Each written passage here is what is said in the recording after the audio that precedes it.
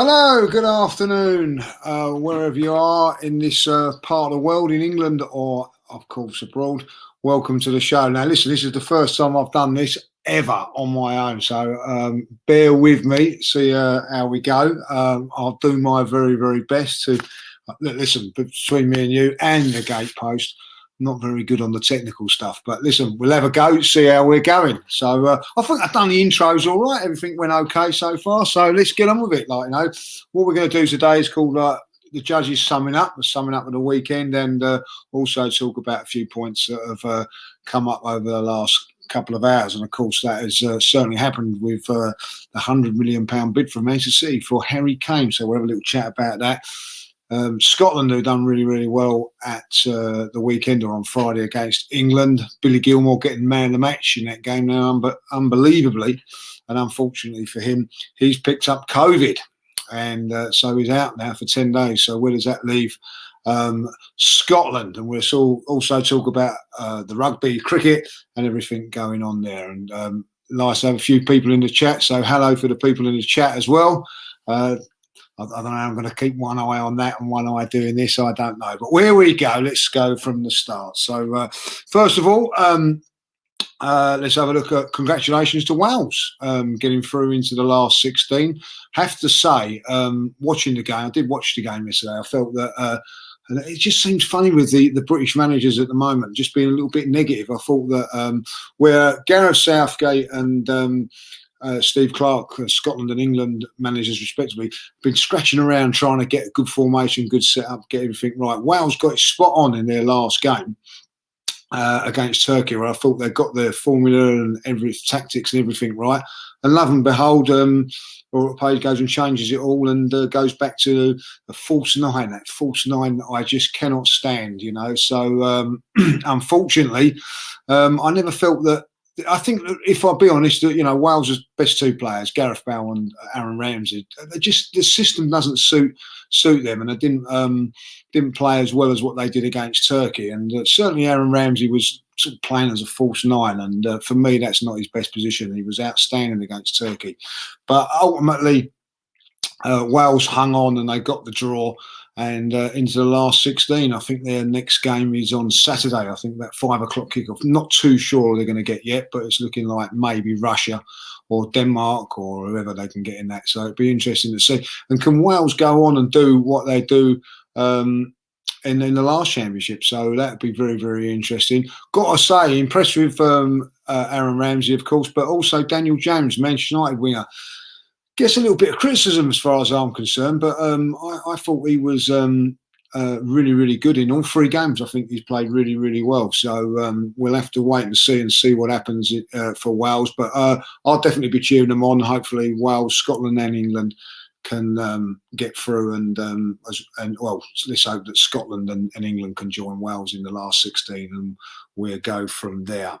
Just a little for a few things over the weekend in the cricket. Yorkshire, top of the league in the 2020 Blast in the northern section, and doing really well. Come on, Yorkshire, keep going well. It's Kent who are top in the south, but Sussex and Surrey have a game in hand. So that's all panning out, but obviously the weather will put pay to that. Like, got to mention Bennington had won the Rainbow Cup for my mate Sebastian Negri there, was in that final and won it. So well done to them in the rugby union. And of course, John Rahm have won the US Open yesterday. I don't know if anybody stayed up and watched the golf, but it was fantastic golf. And Rahm was really, over the last sort of year or so, has been really impressing me on the golf course, and he really, really done well. I thought Rory might come up at the end there and probably try and do it, but unfortunately it didn't work for him, did it? Like, again, he you know, I think he free putted on 1 hole, I see, like late last night, and so even the best do that. So a good tournament all around, and John Rahm now has gone to #1 in the world with that victory. So well done to him. Any other news, and anybody else want to know a bit about sport, let me know, and I'll try and put it out there. Yes, I did see in the Formula One that Hamilton did get beaten, so I'm not into the Formula One. That's Dan's department. But Dan's not with us today. He's on holiday. He's gone away.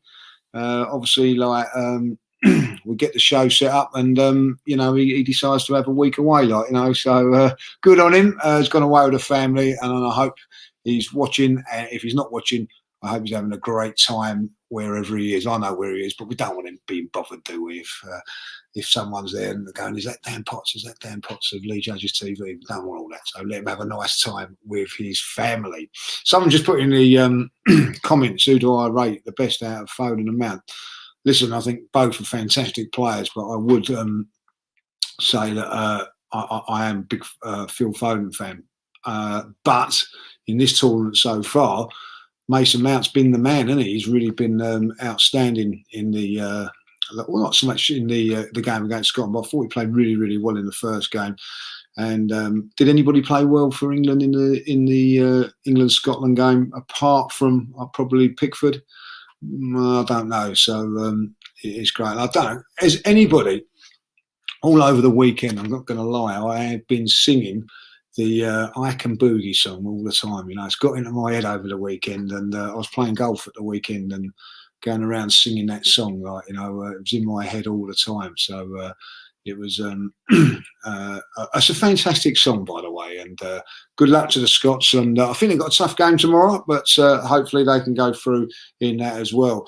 Germany, well, I felt they could be actually in danger of going out of this tournament, but what a performance that was against Portugal. Played really, really well. I have to say, Germany did look really, really good, and as growing up in World Cups and European Championships of old, Germany have always been there. You know, never ever the most famous or my favourite team, but certainly over the last few times, Germany have been doing the business, and you know, you wouldn't write them out again, like, you know. So we'll have to wait and see. Kevin Campbell's put in the chat here.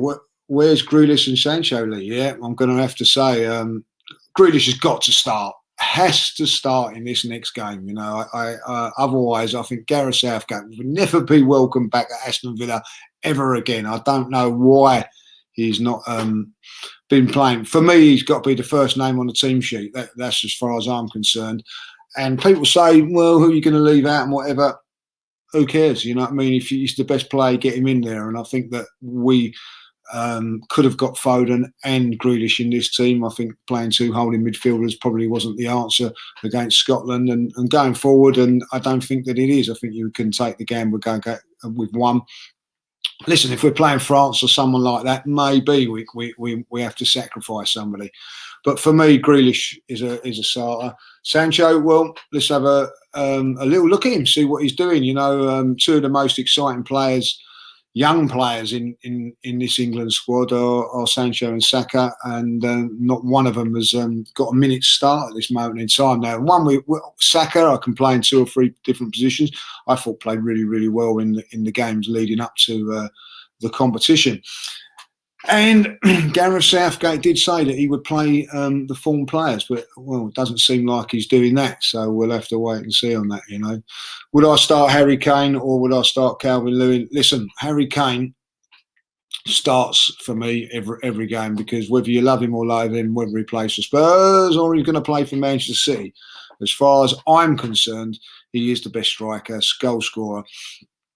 That's the start. And I think the questions really now have got to be said, you know, why are we not getting the best out of him? Why is all of a sudden he's not playing well and not scoring goals and not really getting any chances as well? Is that down to him, or is that down to the manager, the way things are being set up? So that'd be interesting to see what happens. And it's very interesting that Gareth Southgate's come out and said that Harry Kane is playing. So I feel that that's a little bit of pressure being put on by, I think definitely being put on by the media to Gareth Southgate, and he's had to respond to it, like, you know. So that will be very, very interesting to see what happens. But captain, good goal scorer, I think a very, very good player. You can't leave him out of this game, like, you know, and it'd be interesting to say if he plays another game like that on Tuesday tomorrow, and then there could be a decision. But for me, you know, you've got to give him as much time and space and everything like as possible. Like, but I think you've got to get him creating as well. I think the players behind him and in front of him and wide of him or whatever need to be a little bit better. I feel that I think if Grealish and maybe even if Saka or Sancho comes in, it may well help Harry Kane when it comes to tomorrow night. Let's hope so anyway, and hope that England can go through. I think England are already virtually through, aren't they, with 4 points. So an interesting one though is, do we play for the draw or do we go for the win? Because it does look on paper a very, very tougher sort of assignment away when the games are going through. So we'll have to wait and see on that, like, you know, and we can go from there, see what occurs and see what we can do from that, like, you know. Will two holding midfield players, will holding one be enough for this game? I don't know. I think going forward, I'm pretty sure that Southgate will go with the two, but maybe for this game, I don't know. We've got three surely. So we'll have to wait and see. Should Sterling be dropped? Listen, I thought he'd done okay in the first game, but you know, for me, Sterling is an enigma sort of a player. You know. Can play well one week, can be poor the next. So it'd be interesting to see what happens with Sterling. You know, if you're Gareth Southgate and you're giving the time and patience to Harry Kane, and then, you know, if you were Sterling and you'll get dropped, you'd be thinking, oh, hold on a minute, how comes he's giving it to Harry Kane and giving him everything and not me? So listen, I think Gareth's got some real difficult decisions, and I don't think he's made himself these decisions very easy by the team selection he made in the first game. So we'll have to wait and see on that, see what happens. So very, very interesting to see how England get on tomorrow. I think they'll be okay. I think they'll get through. And whether they go in first or second, does it really matter? I don't know. I think that you've got the easier group if you come in second, but you've got home advantage. And I still say home advantage is a massive thing. Even in this tournament. So I would say, look, let's go and try and win the group. And if we have to play one of the big boys early doors, let's take them on. I'd rather take them on at home at Wembley than, say, going to wherever we're going to have to be for that tournament. So it'd be very, very interesting to see what happens. Well, big news today. Two bits of news that have come out today in the last sort of 2 hours or 3 hours or whatever. Let's talk about Scotland. And Billy Gilmour had an outstanding game against England. I thought him and McGinn were absolutely brilliant. I felt that they bossed the midfield against England. And so Scotland now, sorted out their midfield, and love and behold, the old COVID test come in and Billy Gilmour is out. Now, unbelievably, England have all been tested after playing him, and everything's clear there. So, for Scotland, I think everybody else is okay for Scotland. Just Billy Gilmour, just unbelievable how this has happened to him when he played magnificently well on Friday night. I thought he was brilliant. John McGinn, I think, was brilliant as well. I think he's a very, very underrated player as far as I'm concerned. So it'd be interesting to see what happens now, where Scotland go, whether McTominay goes back into the midfield and then. Or in central defence, because he played really, really well at the back there. Tierney, well, we come back now. You know, Kieran Tierney, of course. I don't think you can put a little question mark about this player, his ability and everything about him.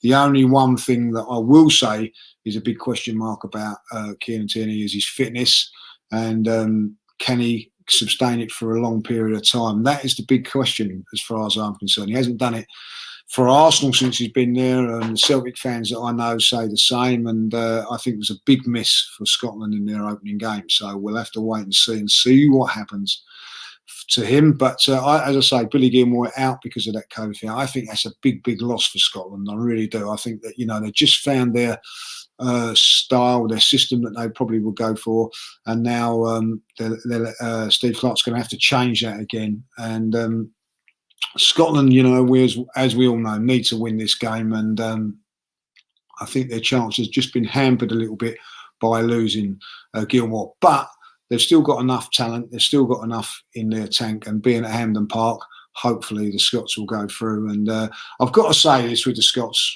the footage and everything that I've seen this weekend from them, absolutely first class. You know, come down in their droves, in their thousands. Made a bit of noise, made a bit of a mess. You see all the fans clearing it up afterwards and everything like that. I thought it was fantastic. So well done to the Scots. Always great to see them coming down and supporting the team. I went to the England-Scotland game the last time I played them in the qualifier when we beat 3-0, and they were on the train and all that. They were fantastic and singing their songs. And now they've got the boogie song as well. Like, you know, it's just going to go from strength to strength. So let's hope the Scots can come through. Moving away from the Euros, let's see what happens from that. Harry Kane, £100 million bid officially put in today by Manchester City. Well, what does that tell you about Manchester City, and what's that going to tell us about Spurs? Now, reports are saying that Tottenham are going to turn this down. Now, this is very interesting if they do, because obviously then they've got to see what. Well, I think that then they might have an unhappy player on their hands then, if because what I'm led to believe, and I think I've seen the interviews and all that. Harry Kane did mention if £100 million bid come in, it's up to Daniel Levy whether he accepts it or not. And I think that for me, it looks like they're not going to accept it. So it could now be a difficult situation where Harry Kane's going to start getting the ump. Now, what does Harry Kane do from here? Does he put his heels down and sulk, or does he just accept what's going to happen? So it'd be very, very interesting to see what happens. Now, from Spurs' point of view, if they just jump at that and say, yeah, we all know that Spurs probably have got a few financial difficulties with the stadium and everything like that, but if they was actually to just bite your hand off for it, it might actually say, oh, you can get somebody else. So Daniel Levy's got a box that's very, very clever. And also Manchester City might be able to do a little deal with offering them a few people. But what does that tell you about Manchester City? It tells me that they have won the league this season and they're prepared to go out and spend big on probably the best striker in the Premier League at this moment in time, and that just shows you their ambition.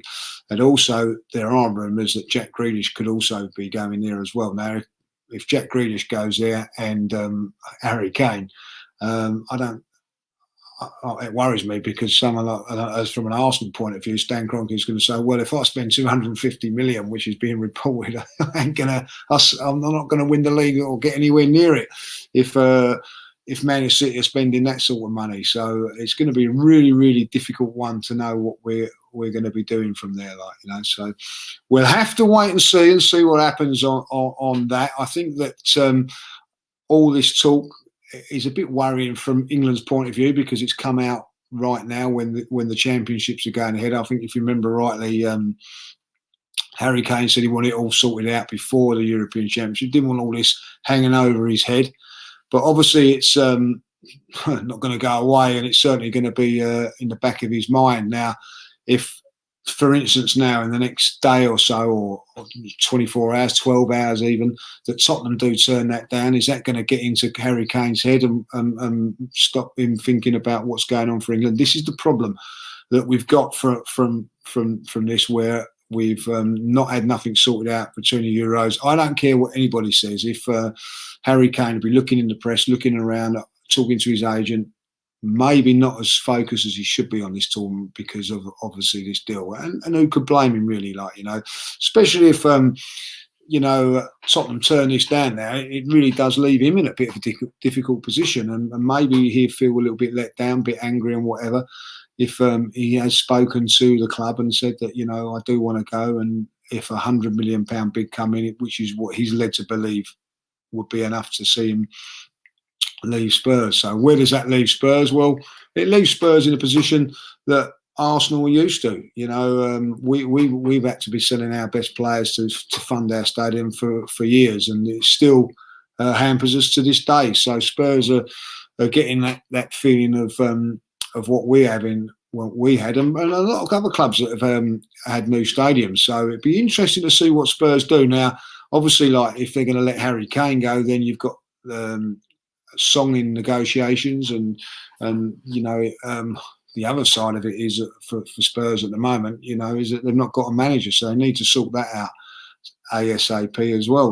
So no Harry Kane, no manager, no trophies, no chance for Spurs at this moment in time. But it can all change around in if they can get a manager in. There are rumours that managers do want to come there. Nuno, formerly of Wolves, is being touted now. I think he's probably about the 5th manager's being touted. But also, people have started to criticise Spurs about that. But I'm on the other side of that. There doesn't seem to be that many top managers about at the moment. Everton haven't secured a manager neither at this moment in time.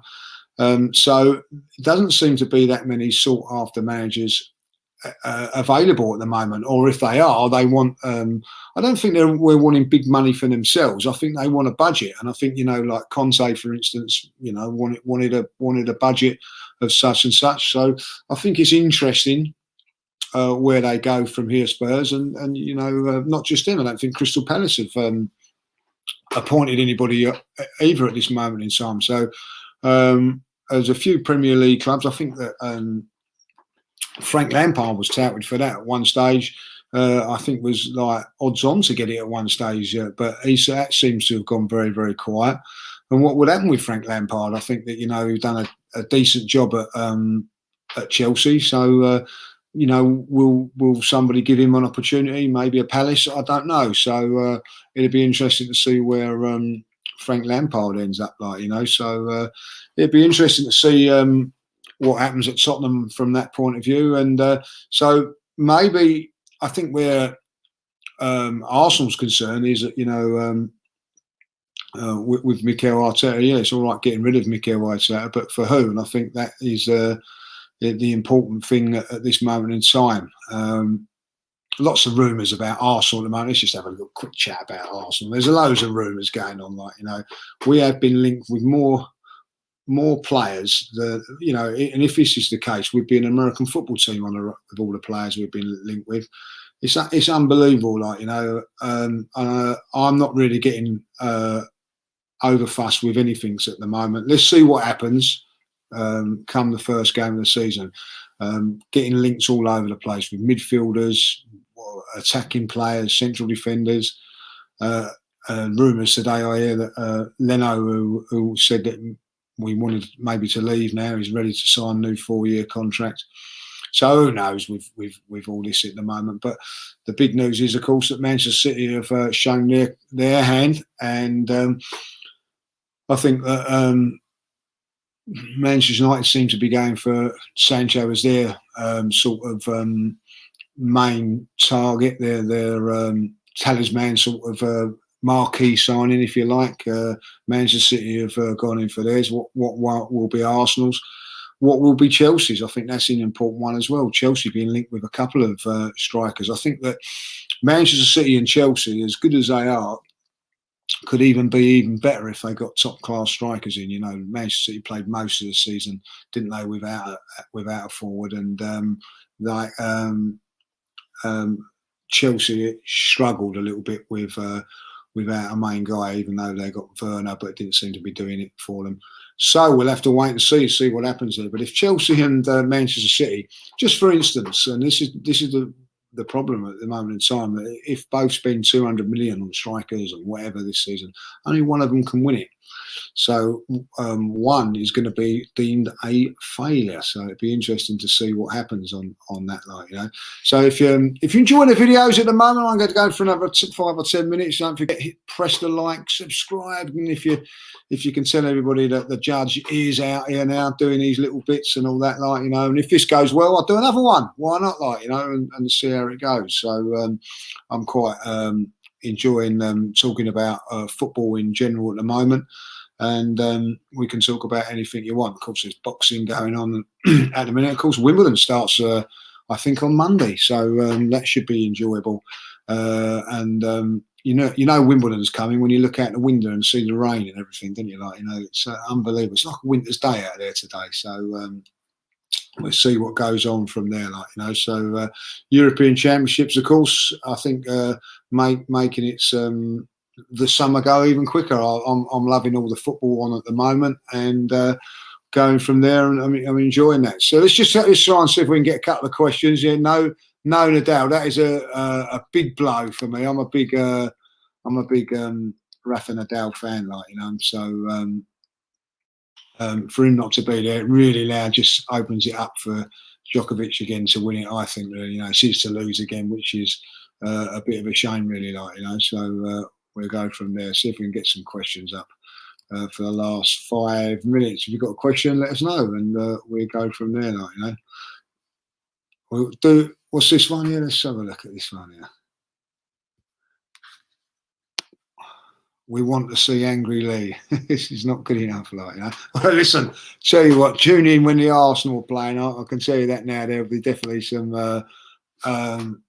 angry, I'm sure some angry stuff, like, when the Arsenal comes on and all that, This is a great thing about watching England games at the moment, and the European Championship. Obviously I want England to win and do well, but I'm not as involved as it is, like, when Arsenal, like when we drew with Scotland, if that was Arsenal drawing at home to West Brom, I would have been going mad. But like, because it's England and all that, I'm not so into it as much, so I won't get as mad, like, So, but I'm pretty sure if you stick with the channel, you may actually see me losing it once or twice in there. Who knows, like, what I mean? So we'll have to wait and see on that. But at the moment, I don't think you'll actually be seeing me lose my stuff too much. How far can Wales get into the competition? That is a good question. How far can Wales go? Oh, I think Wales will definitely get to the last 8 again. I think they'll win their last 16 game. I really do. I think that if they play Ramsey and Bale and more up front, I think that they've got a good as chance as anyone. I think personally, the squad and Welsh team is actually better this time around than it was in the last tournament, if I'll be honest, in 2016. I think that they definitely had a more elite Gareth Bale. Gareth Bale, still a very, very good player, but he was immense in that tournament. Aaron Ramsey certainly hit form and all that, but I just think they've got some better options. So I feel they've got a really good chance, and I think they've got a good chance of getting to the last 8. And I think if they got to the last 8, who knows? I think that everybody would think that was quite successful. I think they really. Do you feel that Andy Murray is finished? Listen, I've watched Andy Murray a few times and followed his career. A lot of people don't like him because he's Scottish and all that, and because he says a few things. Listen, he said the thing about England, and it was a bit of banter and all that. Like, now, Andy Murray likes the Arsenal as well, so I quite like Andy Murray. Not going to lie, and he's got a very, very good personality, and unfortunately, injuries have took its toll on him. Now, if you look back, going back into the 80s and 90s and things like that, these tennis players never went on to the age that they did. They probably finished by like 25, 26. If you think of what they actually do with their bodies and that, putting it through every day for 2 weeks and 5 sets, 5 hours and everything like that, unbelievable. But I just think that injuries have just took its toll on Andy. I don't really see him doing too much, if I'll be honest, in the transfer window. This is a good one. Do I believe in the £250 million rumours? I would love to believe that would happen. If Arsenal went and done madness and spent 250 million, I'd certainly be excited about the new season and Brentford away. I'm not really excited about what's going on at the moment. One, because the team has just been the club has been a joke really over the last couple of seasons and been disappointing. And it does really, really need a big change, and it needs to be changed. And 250 million would do it. That would give us 250 million would give us a chance of winning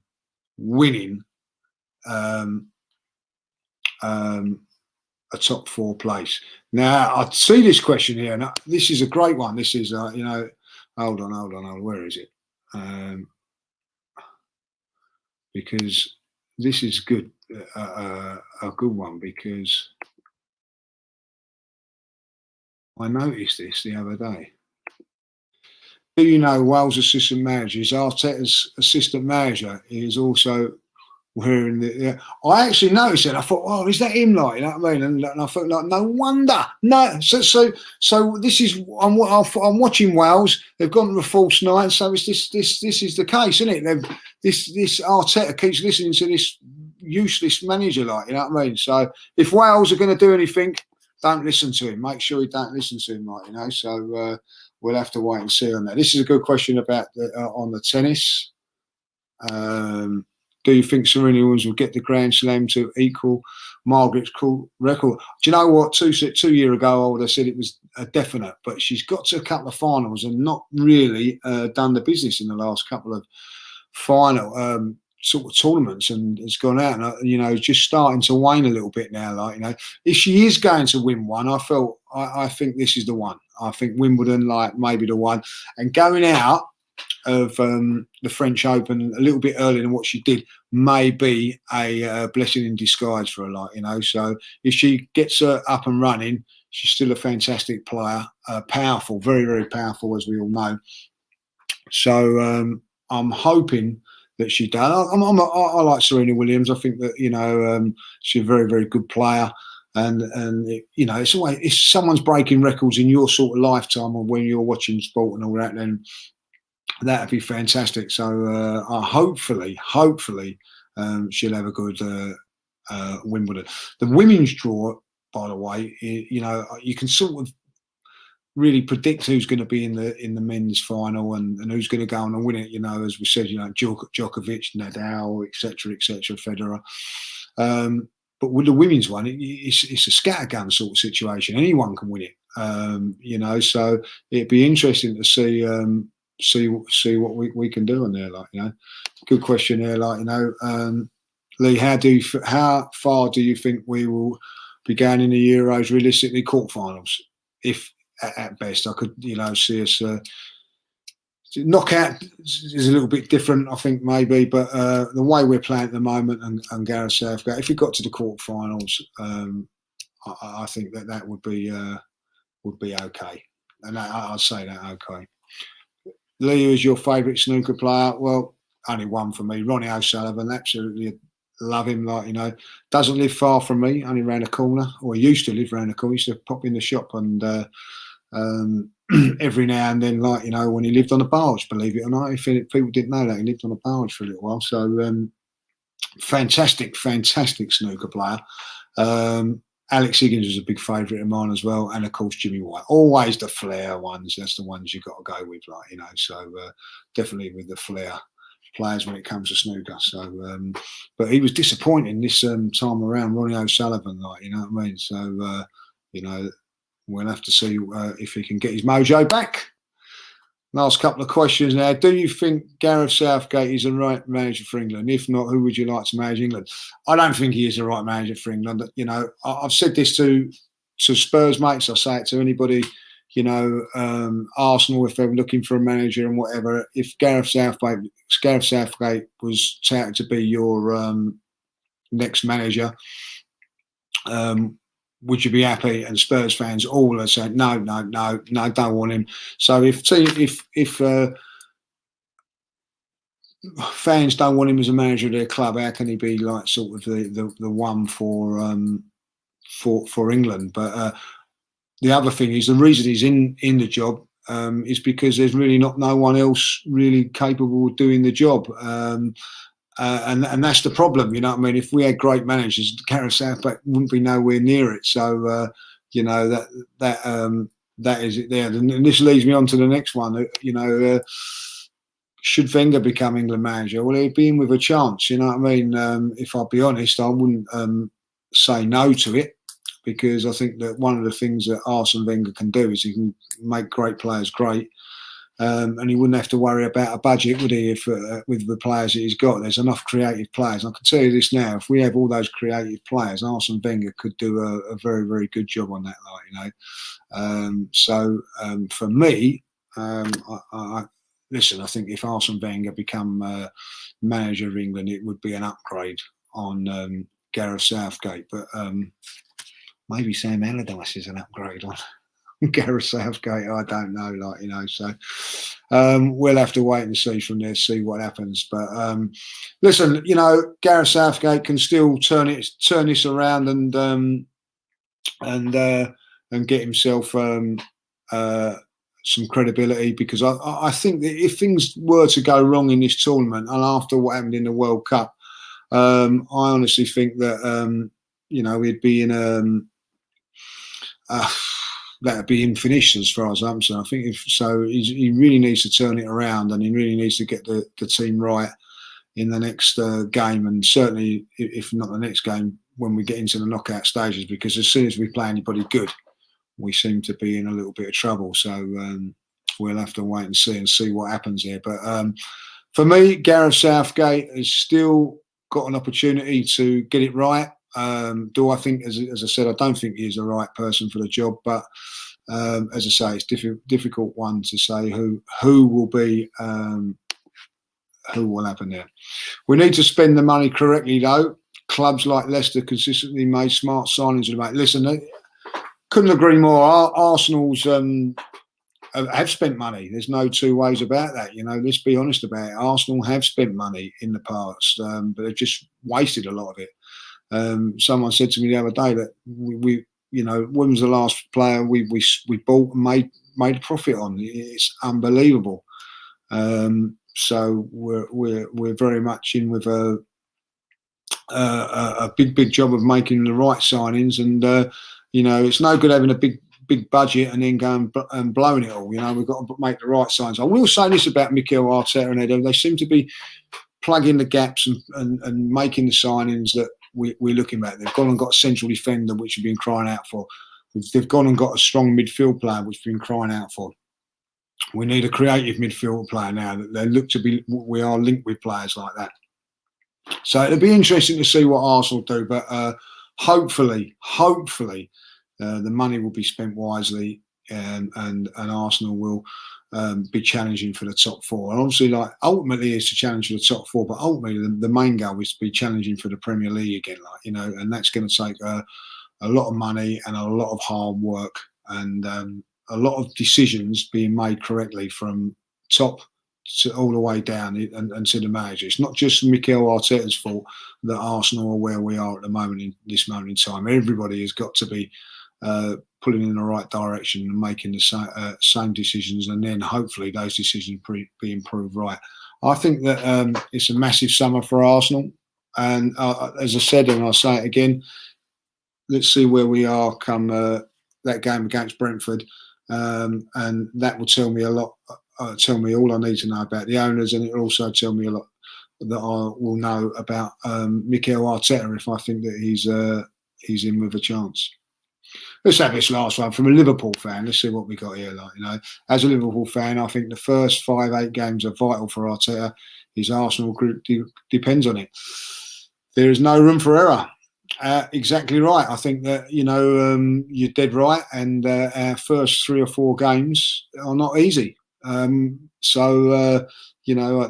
think Brentford's going to be a walk in the park, and then we got Chelsea and Manchester City coming up after that, who will be the 2 teams challenging for the title. So we'll have to wait and see what happens on there. Realistically, who we're going to sign for Arsenal? Look, listen, we can sign realistically. I don't know what is realistic and what's not with Arsenal, because we don't really know the budget. If they've got a £250 million budget, then there's going to be some major signs. But if you've got a £2.50 budget, who knows? And that's the thing. That's why I'm not going to get excited about the transfer window at this moment in time.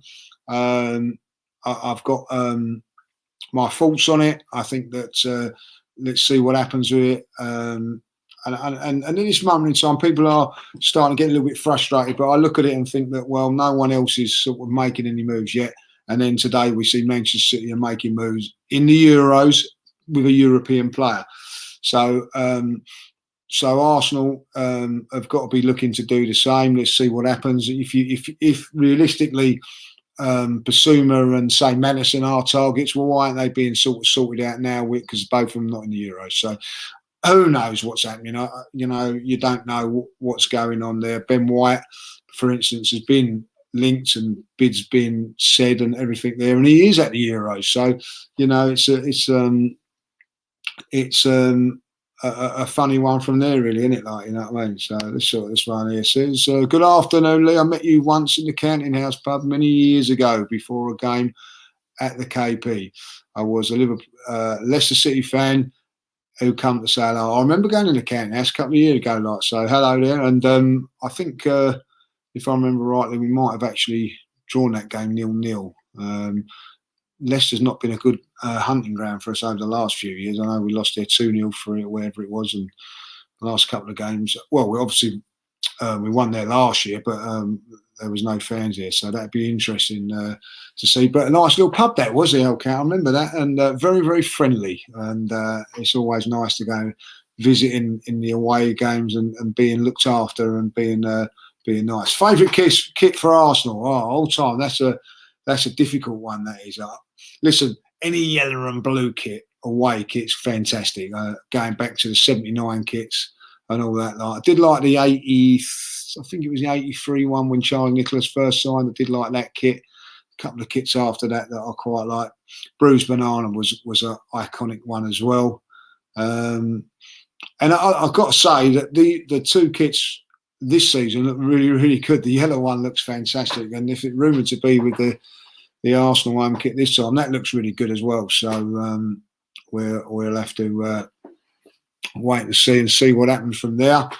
But probably like is it? I think when you're a kid growing up as a kid, you actually like the kits, didn't you? When you first sort of growing up as a kid, so like those the 70s ones and early 80s ones I quite liked, and let's face it, they weren't the greatest Arsenal kits of all time, Arsenal teams of all time, should I say.